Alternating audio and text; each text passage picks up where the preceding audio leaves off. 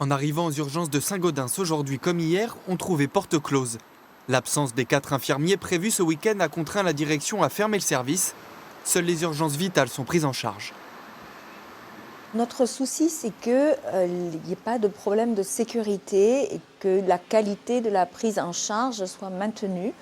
Donc on a beaucoup travaillé avec les services d'urgence de proximité, ceux de Lannemezan, ceux de Saint-Girons, ceux de Toulouse, pour que les malades puissent être pris en charge dans ces services. Les brancards et chambres sont vides, mais les médecins et aides-soignants bien présents. Ils comprennent l'épuisement de leurs collègues infirmiers qui a conduit à ces arrêts maladie. Pour eux, le manque d'effectifs impacte trop le fonctionnement du service. C'est un fonctionnement dans la souffrance, c'est-à-dire que les équipes s'épuisent dans le fonctionnement, notamment au niveau des soignants. Infirmiers et aides-soignants, c'est un travail qui devient de plus en plus épuisant.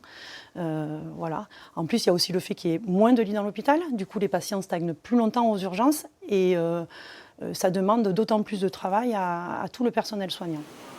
La fermeture des urgences est pour le moment programmée jusqu'à lundi 20h. La crise ne sera pas pour autant réglée selon les syndicats. Il faudrait entre 6 et 9 embauches. Depuis le 14 juillet, on a eu quelques réunions de travail, mais le problème vraiment crucial, c'est les recrutements d'une infirmière H24 qui est demandé. Pour la direction, qui fait déjà face à un déficit de 3,5 millions d'euros, c'est mission impossible. Je pense que sur 22 postes existants, mettre 9 postes à l'heure actuelle, ce sera très très difficile. Tant plus qu'il y a des difficultés aussi dans d'autres services de l'hôpital. La direction a prévu de rencontrer les organisations syndicales demain matin.